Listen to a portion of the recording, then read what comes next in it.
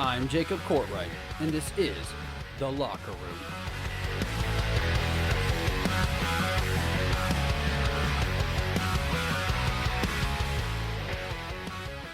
Hello and welcome in to this Tuesday's episode of The Locker Room. I hope you're having a fantastic day. We got a full, fun episode for you.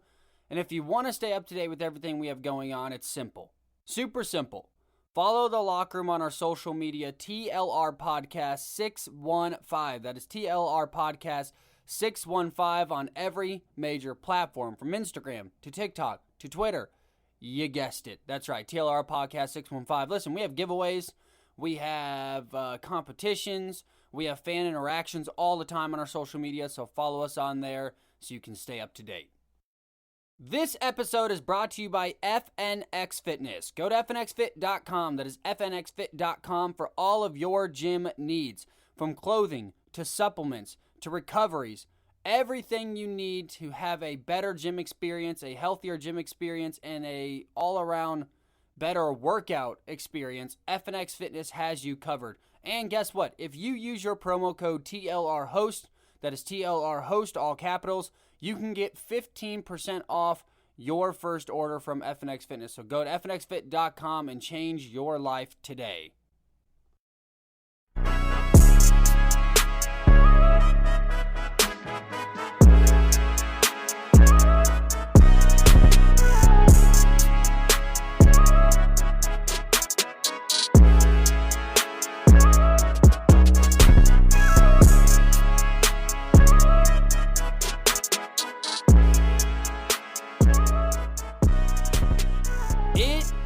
Officially Jake Paul fight week. Now, many of you know that Jake Paul and I are very good friends. Many of you know that I have a very good relationship with Jake Paul. We text all the time. We're actually good friends on Instagram. If you don't believe me, go to, I think his user tag is douchebag at I hate Jake Paul on Instagram. So go to douchebag at I hate Jake Paul. He's on there, and you can see our lovely friendship. And for those of you that are new to the program, I hate Jake Paul.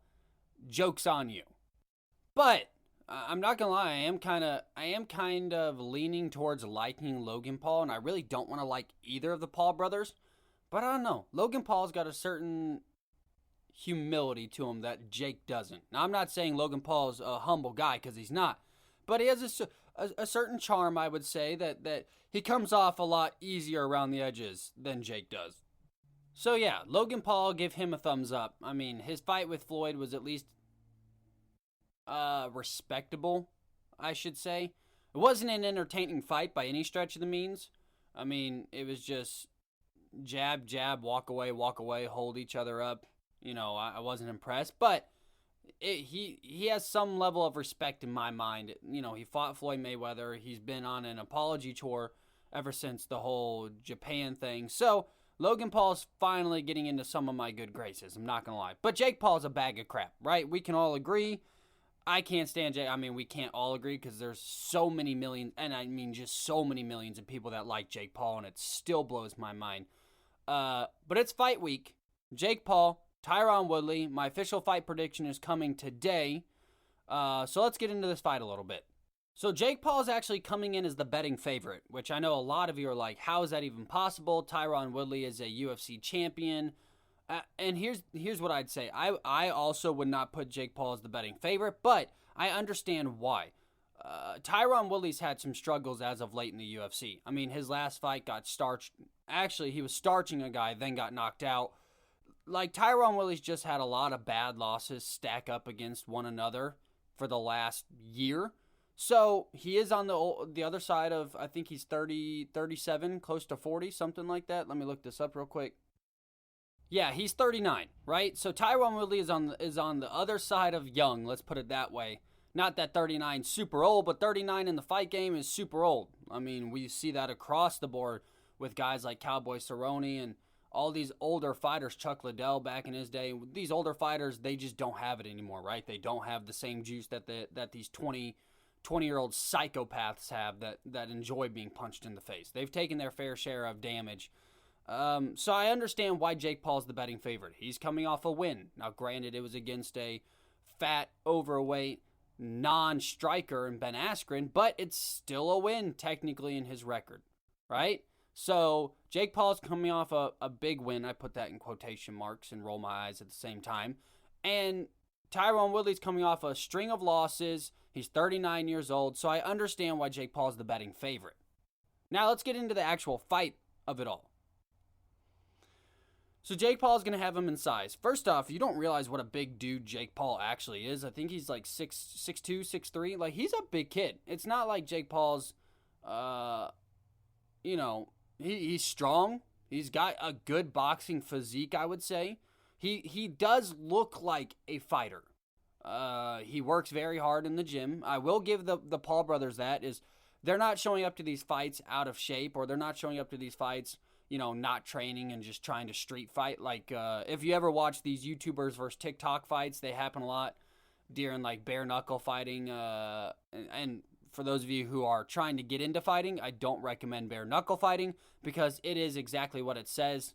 It's basically they moved a street fight into a circle, and they just said, hey, go at it. There's a lot of blood. So if you're already squeamish on the fight side, don't venture into bare knuckle fighting just yet. But it's not like these YouTubers and TikTokers that you see on all that stuff, right? Where they're wearing headgear and they're just flinging their arms as hard as they can and hoping that they hit something that does any kind of damage. Like, they actually put in the work. They're doing a ton of training. It seems like from what I see on Instagram, and I know Instagram's not everything. It's not the holy grail of is someone telling the truth or not, but they seem to be pretty damn active on their social media, and they look like they train very, very hard, and I think that shows in their physiques. I think that shows when they get into the ring. Now, granted, Jake hasn't gone further than he hasn't gone further than, I think, 2 rounds, if I'm not mistaken. I think Nate Robinson went to the second round at the very beginning, and then he knocked him out and dusted him. So, they don't spend a whole lot of time in the ring, so you haven't really seen the conditioning. But if you look at Logan against Floyd Mayweather, like, Logan definitely had some strong rounds. Now, granted, Floyd Mayweather's the greatest of all time and kind of warmed down, and there's only so many punches you can take while still having to move. But these Paul brothers work hard. I'll give them that. They work hard. They look like they're ready to box. So size-wise, Jake is going to have the advantage. He's around 6'1.5" to 6'2". Tyron Woodley's 5'9", always going to be 5'9", has been 5'9" his entire life, it seems like. Reach advantage, there's really not a massive one. I think Jake Paul's at 76 inches. Tyron Woodley's at 74 inches, so it's not like there's a massive advantage there. And I need to check the rules. I'm pretty sure this is weight regulated, that you have to be within a certain amount of weight for this fight. So if that's the case, it's not like that's going to make too much of a difference. Tyron Woodley walks around. He fought at 170 in the UFC, but he walks around at about 195 of just slabs of muscle. Like, if you've never seen Tyron Woodley, dude's legit. So as far as physical, Jake Paul physically will have an advantage with height. That's and a little bit of reach, and that's about it. Now let's talk about experience. Tyron Woodley kills him in every single category. Tyron Woodley was a UFC champion. Tyron Woodley has beat some of the greatest UFC fighters of all time to hold on to that championship. Tyron Woodley is no joke, so he in resume standpoint, now there's a bunch of years difference between these guys, but Tyron Woodley blows him out of the water when it comes to a fighting resume.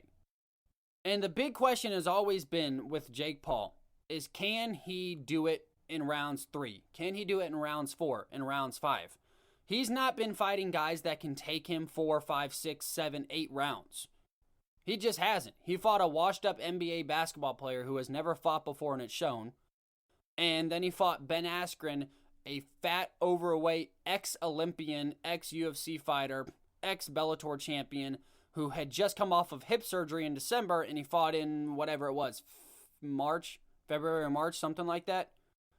Don't quote me. I don't remember the exact date because it was such a forgettable fight, let's be honest. But I think round experience and ring experience and being in there for longer periods of time is going to benefit Tyron Woodley massively in this fight. Because here's the deal. Jake is not going to walk out there unless it's rigged. I've talked about it being rigged. I've talked about it looking shady. We're not going to go down the conspiracy theory until Tyron Woodley loses. Then I'm going to be screaming, it's rigged, it's fake, it's rigged, it's fake, all day long. But, Because Jake always does go after these guys that need a little bit extra cash too, right? Like, even though these guys are doing fine in life, if they can go get a massive payday, I mean, these guys have been embarrassed in their sports the last few years that they played, so they're like, oh, why not be embarrassed on the internet for 6 months and make $15 million? So I'm not going to scream conspiracy theory that it's all rigged yet. But, I mean, just saying, if Tyron Woodley loses, chances are it's probably rigged. But if this is just a real honest fight, this is not getting done in 1 or 2 or 3 rounds. This thing's either probably going to go the distance if we want to do it for TV side, or Tyron Woodley is going to starch Jake Paul in the 2nd or 3rd round, because Tyron Woodley has massive striking capabilities, and that's how he beats a lot of the guys in the UFC, is just simply knocking them the hell out. So we've never seen Jake Paul in a elongated situation in the ring. We have never seen Jake Paul have to go 4 rounds with somebody that can actually hit him back. That's the most important part. We have never seen Jake face adversity. We have never seen Jake face a guy that can continually put the pressure on him and hit him back. Nate Robinson, yeah, he tried to put pressure on him, but he was doing no damage. He wasn't striking. It was laughable. Ben Askren, I think he lasted all of like 2 seconds, and then he laughed all the way to the bank after he picked himself up off the canvas, right? He's going to be with a guy that is going to grind him out. He's going to be with a guy that at least is going to hit him back.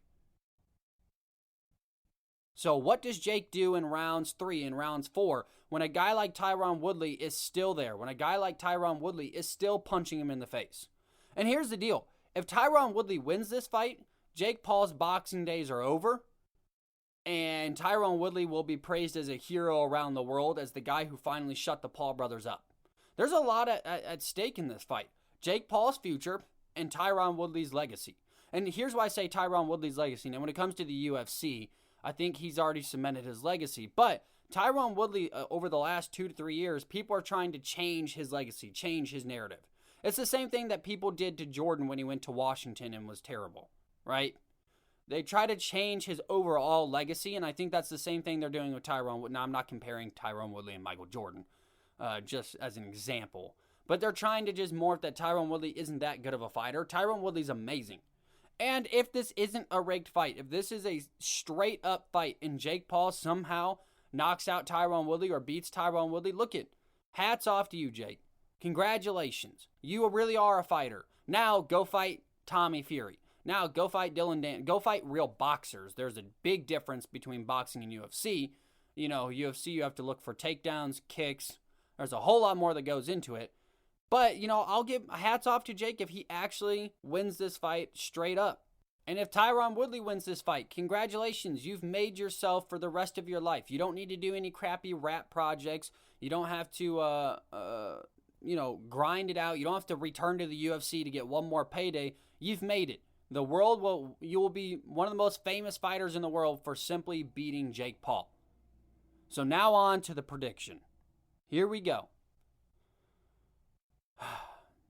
I know a lot of you are thinking he's just going to pick against Jake Paul because he hates Jake Paul.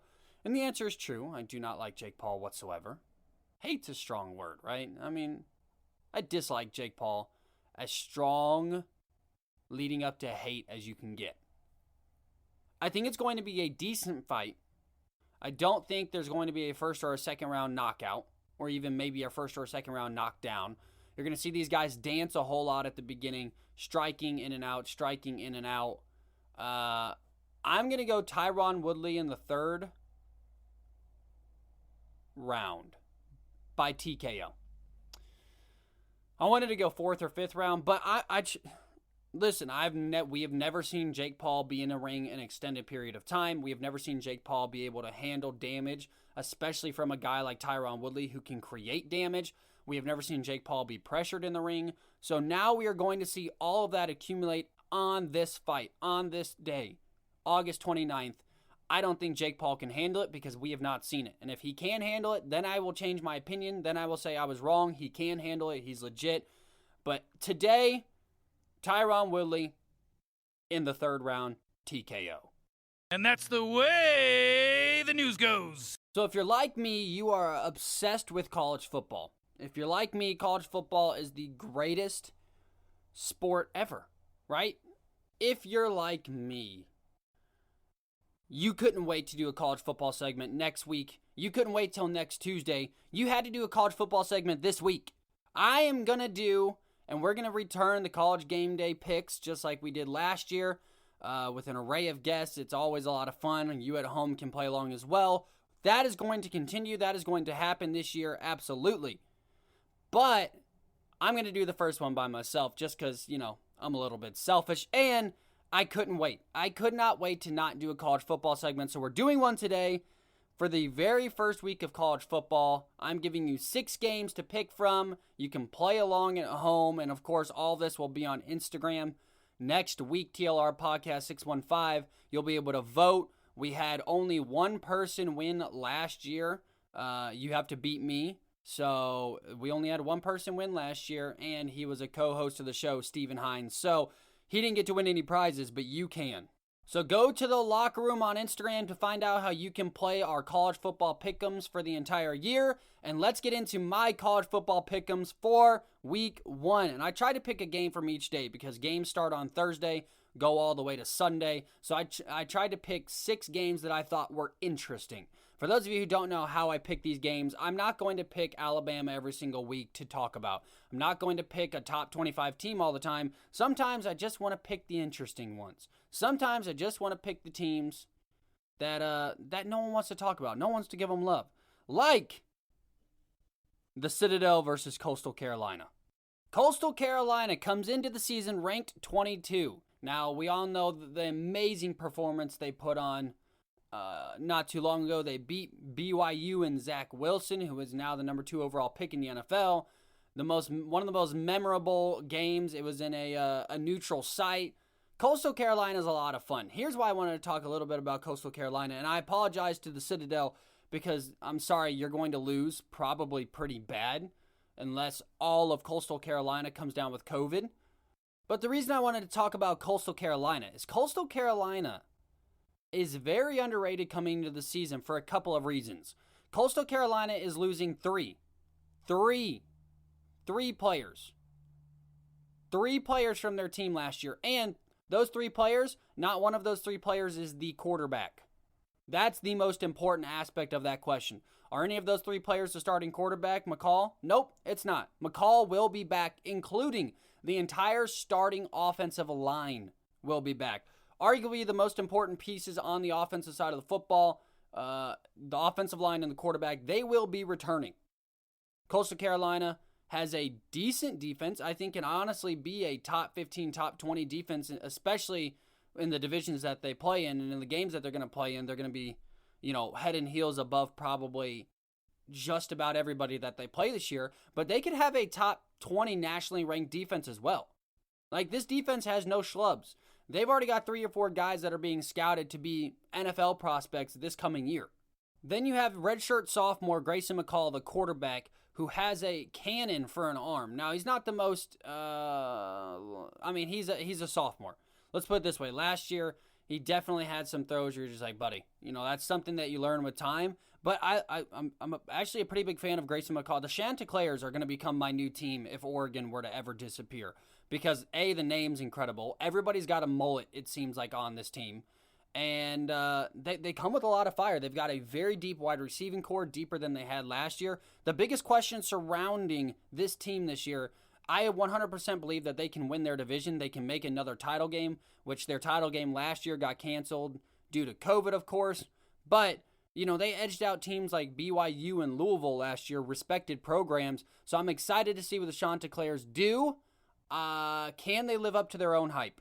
Can they not fall to the pressure? Can they not get into their heads, and can they continue to climb the rankings? I believe so, and they're going to start off by dominating week 1 against the Citadel, 35-7. Next up in my college football picks, a game that I think is going to be very underrated and not talked about, Virginia Tech versus North Carolina. Here's why there's such a spotlight on North Carolina this year. Well, quarterback Sam Howell. Now, the Tar Heels offense last year, they have so many guys in the NFL this year. Their running back tandem's gone. Daz Newsome, like basically all of their big weapons are gone. But that doesn't seem like it's going to be a problem because quarterback Sam Howell now has Ty Chandler, the running back out of Tennessee, who should be just fine. And from what we saw from Sam Howell last year, he knows how to share the ball. He knows how to move the ball. He knows how to throw an accurate football. So the Tar Heels offense, while it's not going to be 650 yards a game like they were just banging out last year, is still going to be very good. The big question in this game is, does Virginia Tech get back on track to who they used to be? Virginia Tech has always been known for a tough defense and a scrappy offense. They're losing their front six on the defensive side of the football again, so it just seems like they just keep getting beat up and beat up and beat up every single year. That's why this game is going to be so interesting. The Tar Heels were able to edge out Virginia Tech by, I think, 13 last year, 12 or 13 last year. It's not going to be a 55 to 50 or to 34 game. It's not going to be a 65 to 45 game again this year. The offenses on both sides of the football have definitely calmed it down a notch. The problem that Virginia Tech's going to have is they lose their front six, and while the North Carolina Tar Heels lost a lot of offense, Sam Howell's still at quarterback, and that matters most. Now, Virginia Tech is definitely no slouch on offense. They've got their returning Braxton Burmeister, returning quarterback, the veteran.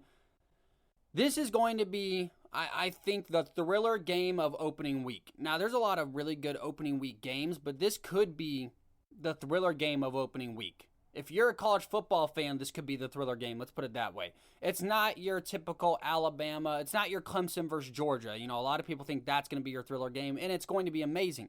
But this is one of those games that I think is going to come down to a fourth quarter possession. It's going to come down to which quarterback can make the right plays and who do I trust more. And I trust North Carolina and Sam Howell way more than I trust Burmeister. It just is what it is.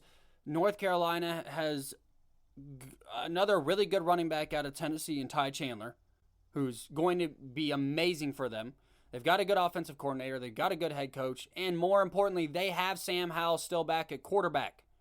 So in a thriller, I'm going to go North Carolina by a touchdown and a last-minute fourth quarter drive to bring the drama in opening week on Friday Night Football. Next up, if you didn't think Oregon was going to sneak into this, you're out of your mind. For those of you who don't know, I'm obsessed with Oregon. And when I say obsessed, is I've watched more badminton matches of Oregon than I've played badminton in my life. But the Oregon Ducks the game we're playing against Fresno State, we have like a 98% chance of winning. But I don't care, we're talking about it. First off, we all can agree that last season really didn't happen, right? COVID screwed so many teams and screwed so many teams' practices, and especially on that side of the map, the California teams, the Washington teams, the Oregon teams, like all of these teams would start practicing for a week, then practice would get shut down. Then their state would shut down. Then they could only practice, offense on one day. And no one really got a true run of who they could be last year. So Oregon's 4-3 season last year with a quarterback that's already transferred out of Oregon and Tyler Shook, who, thank the Lord, he's gone. I didn't like him from day one. But Oregon and Oregon State, all those Pac-12 teams, a lot of those Pac-12 teams and California teams, they didn't have a chance to really evolve into a team last year. And while a lot of them have some very good pieces, this is the year that is going to make the difference. They've had a full year of spring ball. They've had a full year of practice. They've got, a lot of these guys are returning their seniors because of the COVID rule. And Oregon is no exception to that rule. And this is what I love to see at Oregon University, and I know this is now becoming a more trendy thing to do. If you're not going to be a top 10 guy or a guaranteed top 20 guy, these guys are just coming back, finishing their education, sticking their careers out. I mean, look at Justin Herbert. And I love the fact that college football has the rule where it's like, listen, you're not just going to be a one-and-done guy like you can in college basketball. Or maybe college basketball. No, college basketball is a one-and-done, yeah. I love the fact that college football makes these kids stick around because it makes them develop into better players, especially when they go to the NFL. But let's just look at some of the positions or some of the players that are coming back for Oregon. Wide receiver, Johnny Johnson III, a top 30 guy in the country. C.J. Verdell, a top 30 guy in the country. Travis Dye, a top 50 guy in the country. Devon Williams, the transfer out of USC, who is a monster. So glad that we stole him away from USC because I didn't want to have to play him twice a year. And so many more. I mean, there's just so many more guys that are on this list that I could bring up to you that would mean nothing to you but mean a lot to the Ducks program. Listen, under Mario Cristobal, the Oregon Ducks are becoming a top program in the country. If you don't believe me, look at the recruiting classes. We're in the top 5. That's never been in Oregon's history even near what we could have done. I mean, we were getting into the top 20s and thinking we were good. Like, Chip Kelly was awesome, and finding Marcus Mariota was awesome, and the Black Mamba was awesome. I mean, we had so many guys that were amazing, but we're finally learning how to recruit with the big boys. How does Alabama, how does Clemson, how do all of these great teams reload every single year? It starts in the recruiting process. You have guys like Penn who's going to be back with us, a 5-star linebacker who had a little bit of an injury history at the beginning of the year last year. And also, most importantly, on the defensive side of the football, Kayvon Thibodeau, which most people, depending who gets the first pick, and if they don't need a quarterback, are going to take Kayvon Thibodeau at number 1 overall in this upcoming NFL draft. I mean, if you look at the upcoming draft, they have Kayvon Thibodeau in the top 5 of being picked in this year's NFL draft. So when you have a guy like that, he is a game changer, especially in college. We saw what happened whenever Ohio State had the Boses, right? That one guy can make the difference in having the best defense in the entire country, especially in college, more so than the NFL. And one of the worst defenses is that defensive end position. Can he get pressure to the quarterback? And we're returning the best guy in that position this coming season. So very excited about that as well. But the biggest question mark with Oregon, ever since Marcus Mariota left, they were saying who's going to be the next guy. Well, Justin Herbert was that next guy. Then Justin Herbert left, and the biggest question mark is who's going to be that next guy. Well, Tyler Shough took a stab at it, and he was terrible, and he's no longer even with the Oregon Ducks. I think he transferred to California. So the big question is can we utilize the 3-year starter out of Boston College, Anthony Brown? The dual threat quarterback, he only played 2 games for us last year, only threw, I think, 24 or 25 passes for us. Is Anthony Brown going to be that guy? I know we have guys like Jay Butterfield. We have a bunch of backup quarterbacks that are just young redshirt freshmen, and Jay Butterfield was the number 2 quarterback in the country as a pocket passer. So we've got guys that can throw the rock. It's what can Oregon do with that talent? What are we going to do with that talent? Are we going to let Anthony Brown run the offense for a year before he graduates? Oregon's got enough pieces to make this year interesting. And I think the most interesting part about Oregon is Oregon versus Ohio State in week 2. Ohio State's missing a lot of players. And I think that's something that's not being talked about. Now Ohio State has the best wide receiving core in the country, but who's going to be delivering that rock? There's no doubt Oregon's defense is going to be a top 10 defense in the league this year. There's no doubt that Oregon's got enough offensive weapons to be a top 20 offense if the quarterback position is right. So Anthony Brown's going to be the big question mark here for the Oregon Ducks. But in my pick'ems this week, if you're looking for that answer, we're going to dominate Fresno State in glorious fashion. And if you want a projection, the Oregon Ducks are going to win the Pac-12, and we're going to go undefeated. And, we might just make that playoff conversation a little bit more interesting. All right, I'm not saying we're going to win it all, okay? I'm not going that crazy. But Oregon has a very good shot to definitely win the Pac-12 this year. Next up in the pick'em ladder, Penn State versus Wisconsin. Yeah, we're getting some good matchups in week 1, and usually we don't get some good matchups like this. Now, they haven't matched up in a couple of years now. I think 3 or 4 years they haven't played each other.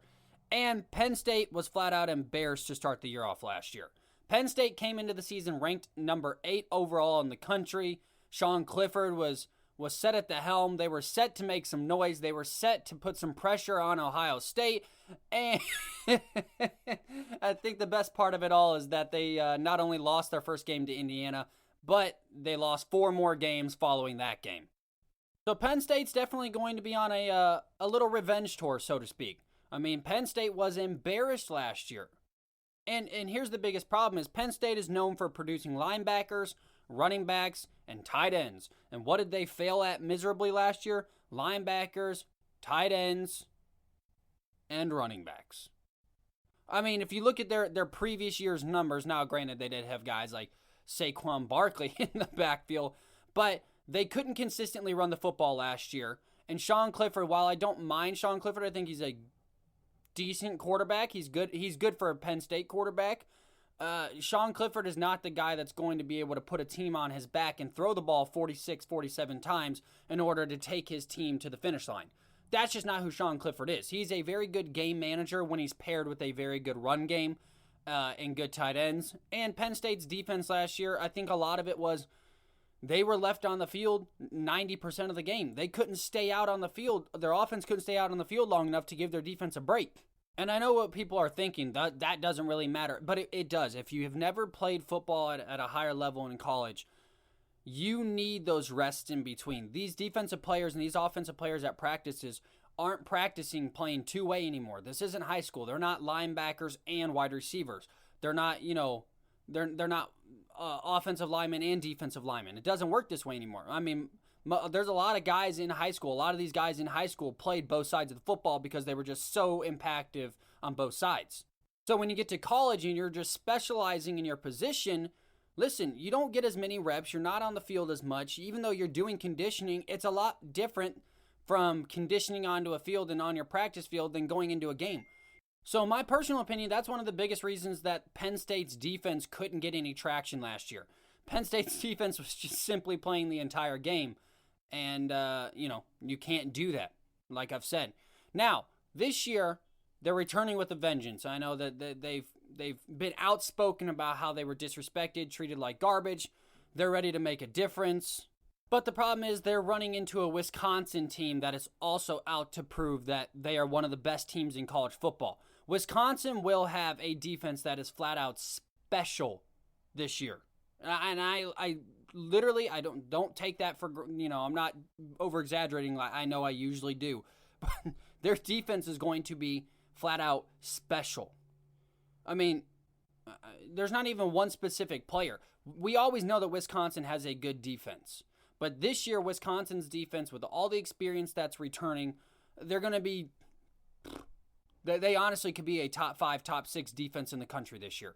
They are going to be absolutely special, and they found their quarterback. Something that Wisconsin has usually always lacked, a guy that can throw a football and a run game. Not a wrong game, but a run game. They usually have one or the other. They have a very strong run game with a quarterback that just can't make the right throws, or they have a quarterback that can make the right throws with not a significant amount of yards on the ground via the run. This year, they have a quarterback in Graham Mertz that can play. He is a very good quarterback, and they have their guy. The question is can their running game come on to par with the quarterback play?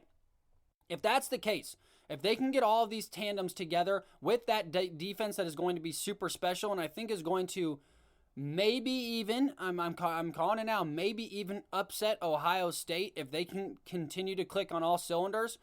I'm telling you, this Wisconsin's team can win, though. If I could speak today, good grief. This Wisconsin team can win the division.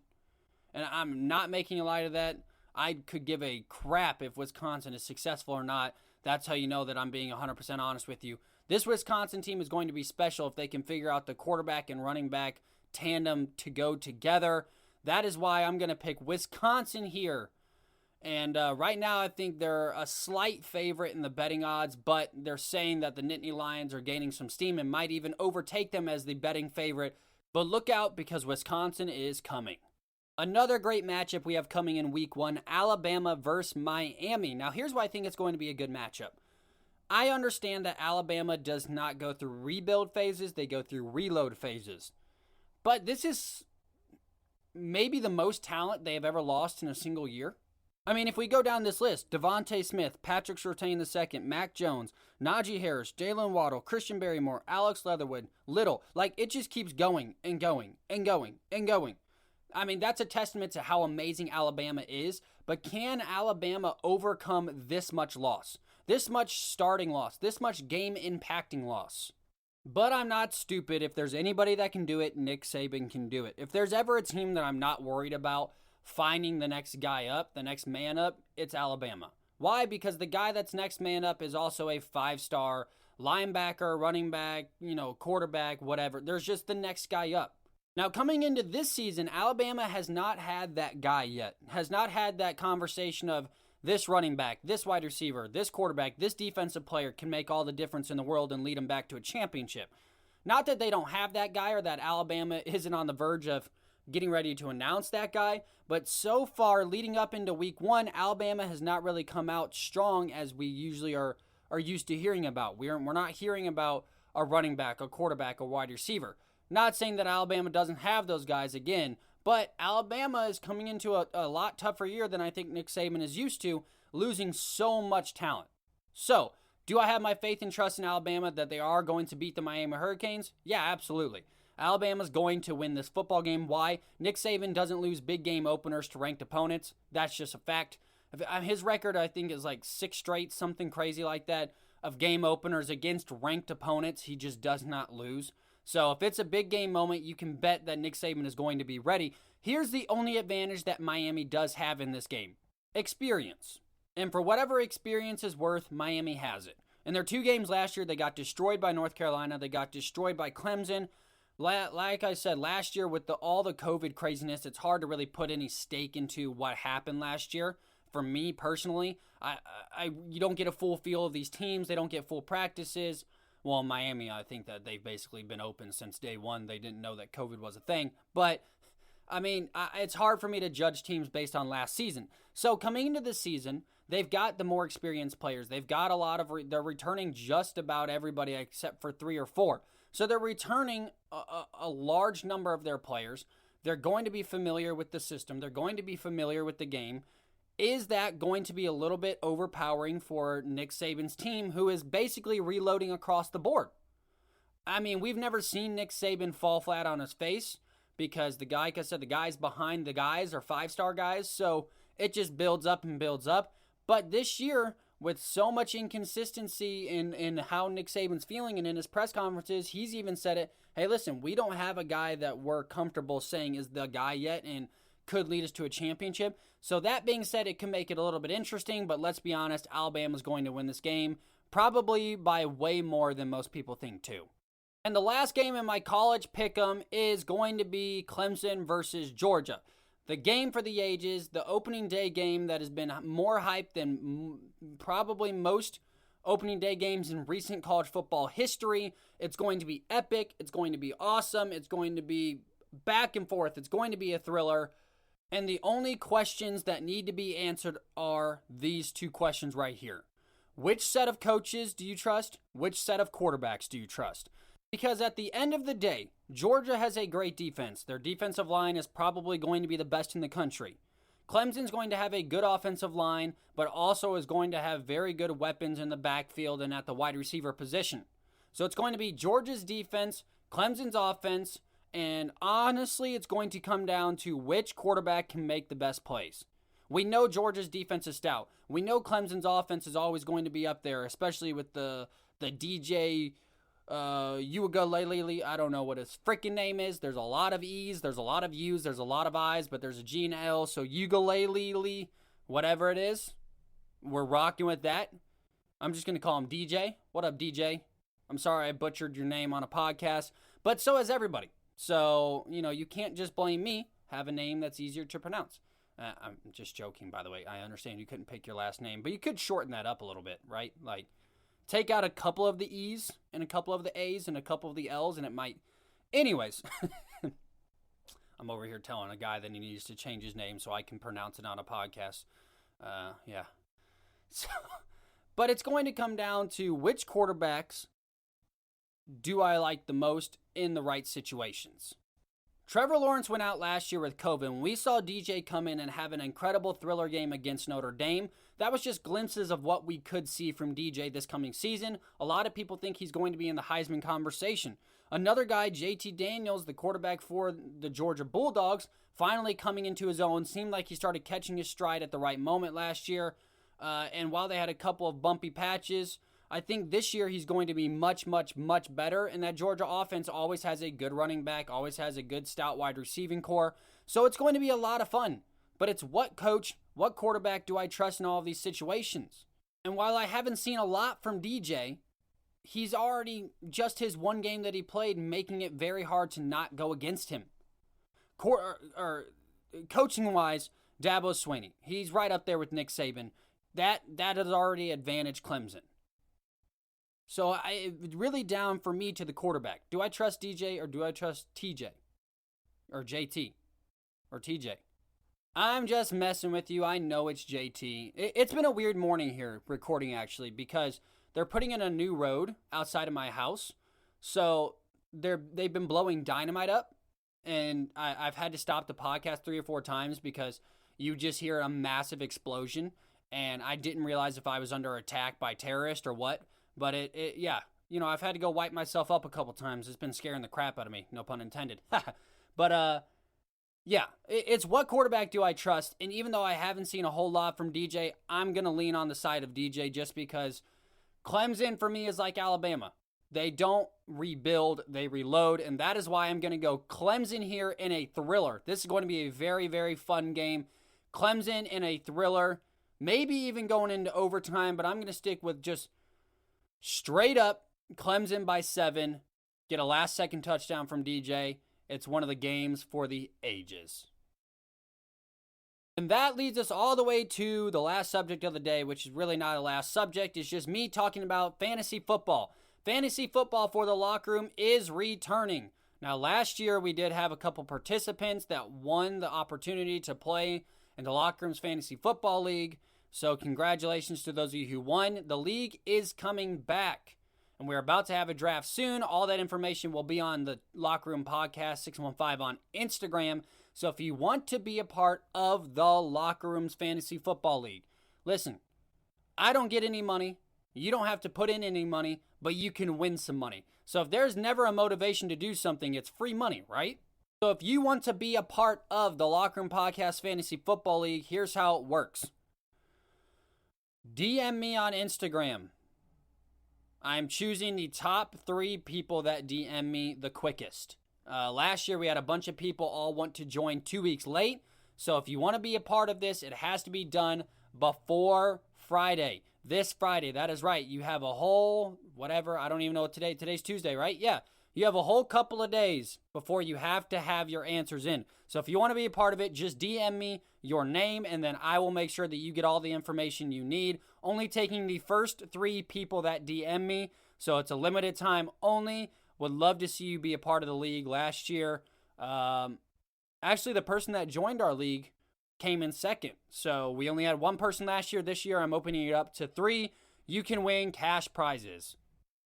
Well, there you have it. Another episode is in the books. I hope you play along on the college football pick'ems at the Locker Room Podcast 615 on Instagram. I keep saying that so that way I can get more of you engaged and involved, because there's so many of you saying, oh, I didn't know you were doing a competition for college football. I didn't know you were doing fantasy football. Well, it's all on the Instagram, all on the gram. If you don't have an Instagram, I'm sorry, download one. It's 2021, right? We can be honest that if you don't have an Instagram now, you probably just should never have one. And how are you listening to this podcast? Because I thought all of you who don't have Instagrams are also Amish. Is Amish the one that doesn't do electricity? I don't know. I'm sure someone will write me a hateful note and tell me it's just a joke, guys. Let's have some fun. But hey, enjoy having you guys every single time. If you like the program, share us with a friend. That means more to me than anything. You could tell me I'm the worst human being in the world, but if you share this podcast with somebody and get the word spread around, I'll still give you a big old hug and kiss on the cheek. So thank you for joining us today. Once again, guys, I'm Jacob Courtwright. This is The Locker Room.